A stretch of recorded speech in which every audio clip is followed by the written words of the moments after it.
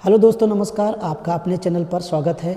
आइए आज एक नए कवयित्री के बारे में चर्चा करते हैं जो छायावाद में बहुत ही प्रसिद्ध रही हैं, जिनका नाम है महादेवी वर्मा। महादेवी वर्मा का अगर बात करें जन्म की 1907 ईस्वी में फर्रुखाबाद में हुआ था। इनका जन्म कहाँ पे हुआ था? फर्रुखाबाद में हुआ था। निधन इनका 1987 ईस्वी में हुआ था।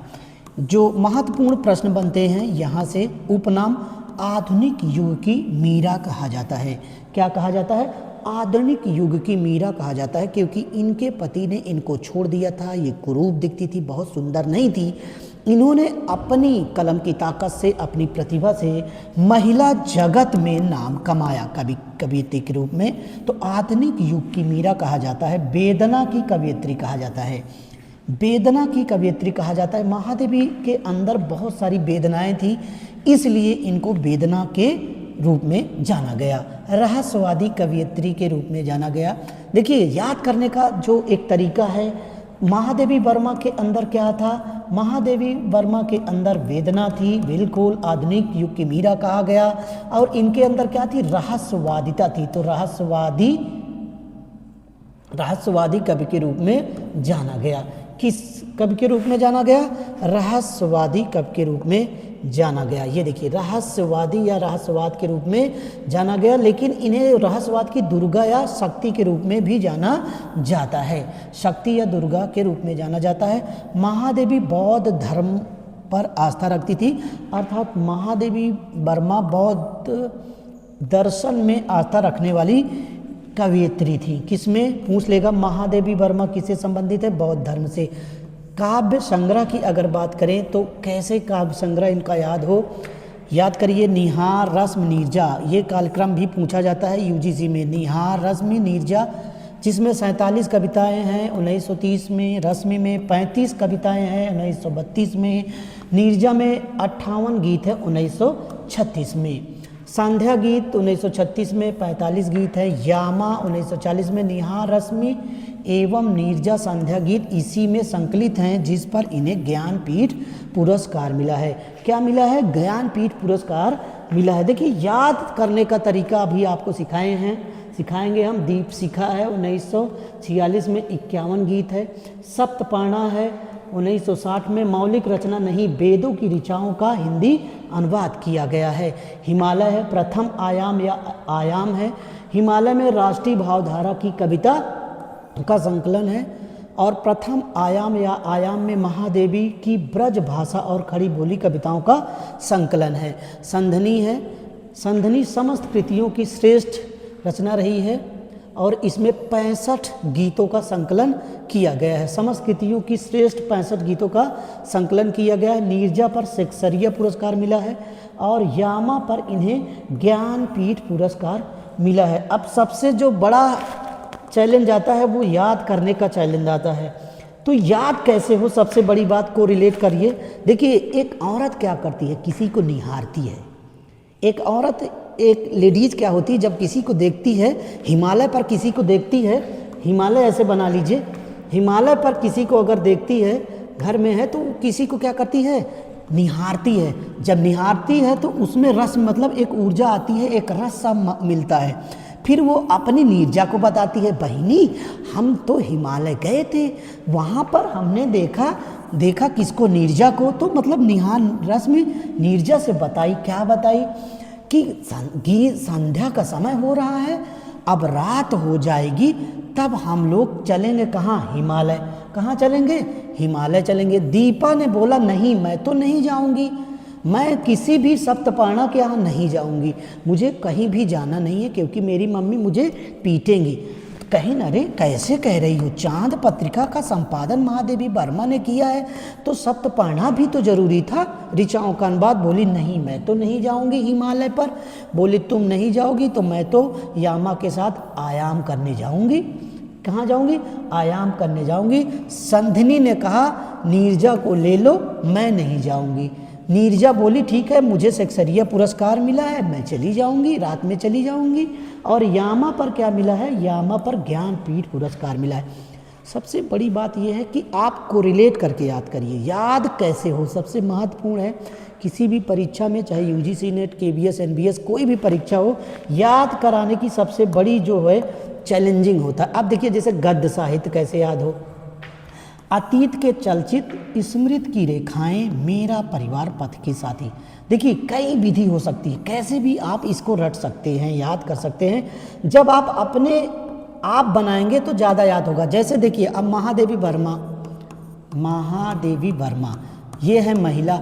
महिला क्या करती है, महिला जो है जी, महिला अतीत में डूब जाती है।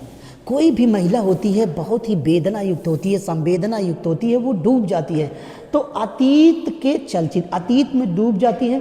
और देखिए महिलाएं जो होती हैं उनके अंदर एक रेखा होती है, और देखिए इसमें रेखा है, और महादेवी वर्मा भी महिला है। तो स्मृत की रेखाएं, किसकी रेखाएं, स्मृत की रेखाएं, मेरा परिवार। अगर कोई महिला ना हो ना तो परिवार हो ही नहीं सकता है। इसलिए परिवार अगर बनेगा, मेरा परिवार बहुत इंपॉर्टेंट इनकी गद्य गीत है, गद्य साहित्य है, पथ के साथी। और परिवार अगर रहता है तो किसी भी पथ में जाने में कोई कष्ट नहीं होता है। पथ के साथी रिलेट हो रहा है ना, एक बार पढ़िए, बार बार याद करने की जरूरत नहीं है।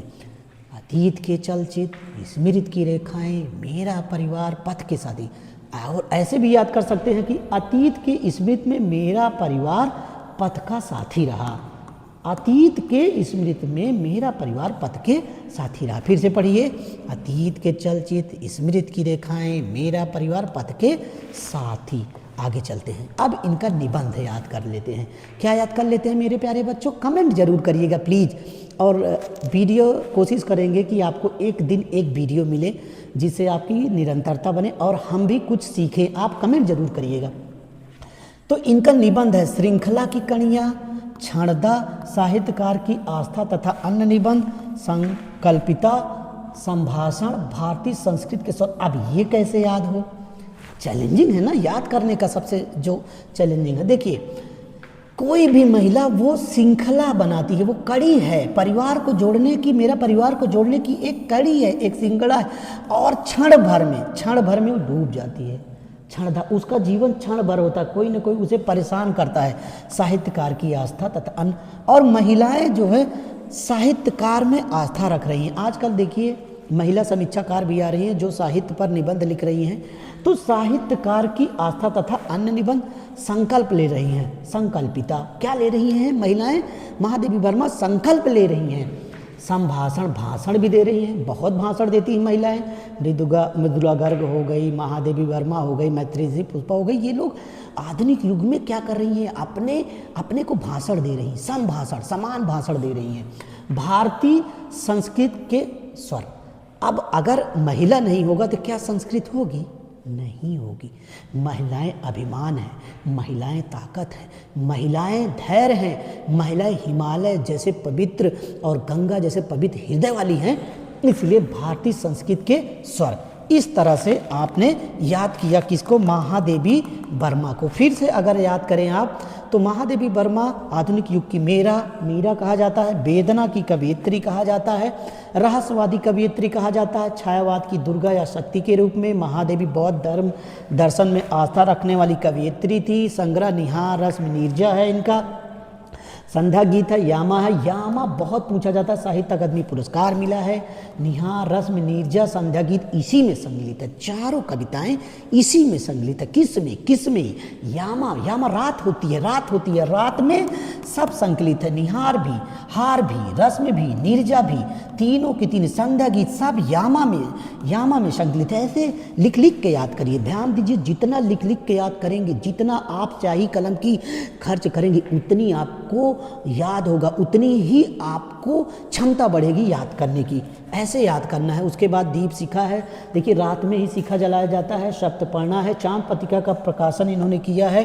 अगर देखिए बात करें हिमालय की, हिमालय भी हमने याद किया। राष्ट्रीय भावधारा के कविताओं का संकलन है। वीर तुम बढ़े चलो, धीर तुम बढ़े चलो, सामने पहाड़ हो, सिंह की दहाड़ हो, तुम कभी रुको नहीं, तुम कभी झुको नहीं। तो हिमालय महादेवी वर्मा ने लिखा काव्य संग्रह। प्रथम आयाम है महादेवी की ब्रज और खड़ी बोली कविताओं का संकलन है ये आयाम।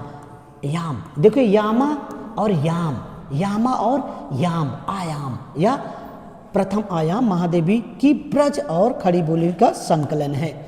यहाँ पर संधनी है समस्त कृतियों की श्रेष्ठ 65 गीतों का संकलन है। नीरजा पर सेक्सरिया पुरस्कार, यामा पर इन्हें पुरस्कार मिला। गद्य गीत, अतीत के चलचित्र, स्मृति की रेखाएं, मेरा परिवार, मैंने बताया किस तरह से याद हो। अतीत की स्मृति में मेरा परिवार पथ का साथी रहा है। उसके बाद इनका निबंध है। श्रृंखला की कड़ियाँ श्रृंखला को जोड़ देती हैं। क्षण भर में साहित्यकार की आस्था तथा अन्य निबंध, संकल्पिता, संभाषण, भारतीय संस्कृत के स्वर। इस तरह से आपने देखा कि एक कवयित्री का जीवन कैसा होता है।